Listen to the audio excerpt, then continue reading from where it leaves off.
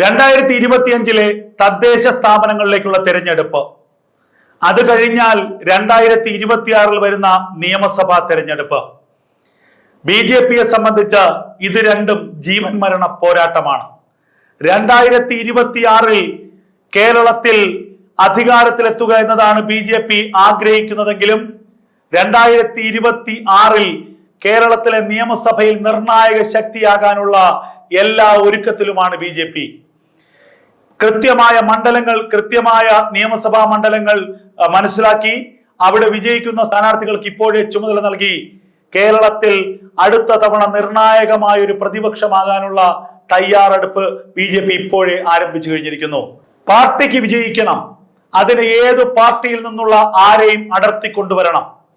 ഇതര സംസ്ഥാനങ്ങളിൽ BJP പരീക്ഷിച്ച് വിജയിച്ച തന്ത്രങ്ങൾ കേരളത്തിലും പയറ്റാൻ ഒരുങ്ങുകയാണ് BJP. അമിത്ഷായുടെ നേരിട്ടുള്ള നിയന്ത്രണത്തിലാണ് കേരളത്തിലെ തെരഞ്ഞെടുപ്പ് പ്രചരണങ്ങളും തെരഞ്ഞെടുപ്പ് പദ്ധതികളും നടപ്പാക്കുന്നത്. അമിത്ഷായും നരേന്ദ്രമോദിയും ഒക്കെ രാജീവ് ചന്ദ്രശേഖരൻ നൽകിയിരിക്കുന്നത് വലിയ ഉത്തരവാദിത്തമാണ്. ആ ഉത്തരവാദിത്തം നിറവേറ്റാനുള്ള പ്രാപ്തിയും കഴിവും അത് നിറവേറ്റാനുള്ള ആർജവവും രാജീവ് ചന്ദ്രശേഖരനുണ്ട്. ഇപ്പോൾ ഇതാ നിർണായകമായ ചില നീക്കങ്ങളിലേക്ക് കേരളത്തിലെ BJP കടക്കുന്നു എന്നാണ് നമ്മൾ മനസ്സിലാക്കേണ്ടത്. കേരളത്തിൽ നിന്നുള്ള ഒരു പ്രധാനപ്പെട്ട കോൺഗ്രസ് നേതാവിനെ, അത് മറ്റാരുമല്ല തിരുവനന്തപുരത്ത് MP ശശി തരൂരിനെ BJPയിലേക്ക് എത്തിക്കാനുള്ള തന്ത്രപരമായ നീക്കം കേന്ദ്ര നേതൃത്വം ആരംഭിച്ചിരിക്കുന്നു. ശശി തരൂരിനെ BJPയിലേക്ക് എത്തിക്കാനുള്ള ഉത്തരവാദിത്തം നൽകിയിരിക്കുന്നത് രാജീവ് ചന്ദ്രശേഖരനാണ്. വർഷങ്ങൾ ഒന്നിച്ച് പാർലമെന്റിൽ പ്രവർത്തിച്ച് പരിചയമുള്ള, കേന്ദ്രമന്ത്രിയായിരുന്നപ്പോഴുള്ള ബന്ധം വെച്ച് ആഗോള ബിസിനസ്സുകാരനും അതുപോലെ ഒരു ആഗോള പൗരനും എന്നുള്ള ബന്ധം വെച്ച് രാജീവ് ചന്ദ്രശേഖറും ശശി തരൂരും ഉറ്റ സുഹൃത്തുക്കളാണെന്ന തിരിച്ചറിവിൽ ശശി തരൂരിനെ കോൺഗ്രസ് പാളയത്തിൽ നിന്ന് അടർത്തിയെടുത്ത് BJPയിലേക്ക് എത്തിക്കാനുള്ള ഉത്തരവാദിത്തം, ദൗത്യം പാർട്ടി ഏൽപ്പിച്ചിരിക്കുന്നത് രാജീവ് ചന്ദ്രശേഖരനെയാണ്. ആ ദൗത്യം രാജീവ് ചന്ദ്രശേഖർ ഏറ്റെടുത്തു കഴിഞ്ഞു എന്നാണ് ലഭിക്കുന്ന വിവരങ്ങൾ. ഇനി കോൺഗ്രസിൽ തനിക്ക് സ്ഥാനമില്ല എന്ന് ശശി തരൂരും തിരിച്ചറിഞ്ഞു കഴിഞ്ഞിരിക്കുന്നു.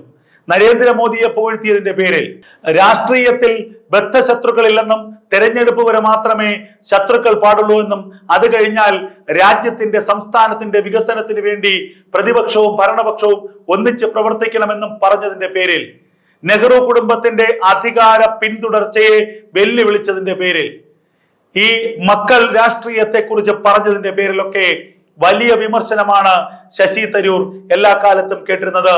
ഇപ്പോൾ കോൺഗ്രസ് പാർട്ടിയിലെ കുറ്റിച്ചൂലുകൾ പോലും ശശി തരൂരിനെതിരെ ഉറഞ്ഞു തുള്ളുന്ന കാഴ്ച നമ്മൾ കണ്ടതാണ്. ഈ ഒരു സാഹചര്യത്തിൽ കോൺഗ്രസിനുള്ളിൽ ഇനി പിടിച്ചു നിൽക്കാൻ കഴിയില്ല. അടുത്ത ലോക്സഭാ തെരഞ്ഞെടുപ്പിൽ തരൂരിന് സീറ്റ് നൽകില്ല എന്നുള്ളത് ഇപ്പോഴേ ഉറപ്പായിരിക്കുന്നു. തരൂരിന് പകരം തിരുവനന്തപുരം ലോക്സഭയിൽ മത്സരിപ്പിക്കാൻ വേണ്ടിയാണ് ശബരിനാഥനെ തിരുവനന്തപുരം കോർപ്പറേഷനിൽ മത്സരിപ്പിച്ച് തലസ്ഥാനത്തേക്ക് എത്തിച്ചത്. എന്തായാലും ഇതൊക്കെ തിരിച്ചറിഞ്ഞ ശശി തരൂർ കോൺഗ്രസ് വിടാനുള്ള എല്ലാ ഒരുക്കങ്ങളും പൂർത്തിയാക്കി എന്ന വിവരം പുറത്തു വരുന്നു. സ്വന്തമായ ഒരു പാർട്ടി ഉണ്ടാക്കാനുള്ള നീക്കം നടത്തിയെങ്കിലും അത് വേണ്ടത്ര വിജയിക്കില്ല തിരിച്ചറിവിൽ BJPയോട് അടുക്കുകയാണ് ശശി തരൂർ. കേന്ദ്രമന്ത്രി, കേരളത്തിൽ നിന്നുള്ള ഒരു കേന്ദ്രമന്ത്രി, ക്യാബിനറ്റ് പദവിയോടെ അതായിരിക്കാം ശശി തരൂർ ആഗ്രഹിക്കുന്നത്. അത് നൽകാൻ BJPക്കും തടസ്സമില്ല. എന്തായാലും ഇനി കേന്ദ്രത്തിലേക്കില്ല എന്ന് രാജീവ് ചന്ദ്രശേഖർ തീരുമാനിച്ച സ്ഥിതിക്ക് നിയമത്വം അനുസരിച്ച് രാജീവ് ചന്ദ്രശേഖർ കേരളത്തിന്റെ മുഖ്യമന്ത്രി സ്ഥാനാർത്ഥിയാകും.